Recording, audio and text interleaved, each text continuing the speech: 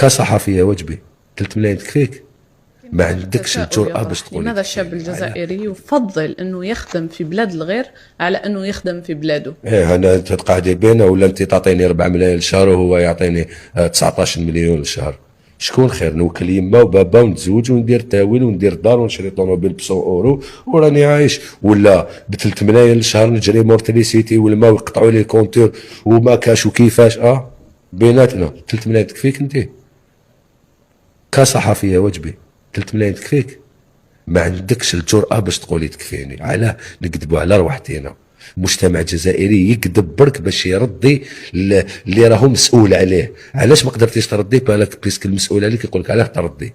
انت راكي صحفيه. انا صحفيه، هنا دوري اني اطرح السؤال. لا، دورك معالجه المجتمع الجزائري. انا اعالج هنا الموضوع. انت السلطه الرابعه، انت لازم تفهمي المسؤول ولا رئيس الجمهوريه باللي البلاد هاي لك حقيقتها، ما نكذبوش.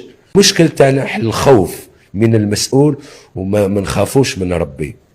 نحبوا المسؤول وما نحبوش بلادنا. ماشي يقول لك توفا بيان، شحال دير لك يقول لك توفا بيان؟ شحال دير؟ تزيد لي في كرامتي، تزيد لي في الرجوله تاعي، تزيد لي في وطنيتي. الوطنيه اعمال، الوطنيه قيم، الوطنيه علم. كيف يبنى الاوطان؟ يبنى الاوطان بالعلم ثم الرجال ثم الصناعه، لا يبنى الاوطان بالكذب. باش تحب بلادك لازم بلادك تحبك. البلاد اللي ما تحبكش ماشي بلادك. البلاد اللي ما عندك فيها والو غريب. لازم تحوس على شوفي نهضروا على قانون الانساني. هاي نهضروا على قانون الانساني. الانسان البلاد اللي ما تعطيلوش يهجر على البلاد واحده اخرى اللي تعطيله. تسمى البلاد اللي تعطيله هو الوطن ديالو، صح ولا لا؟ علاه؟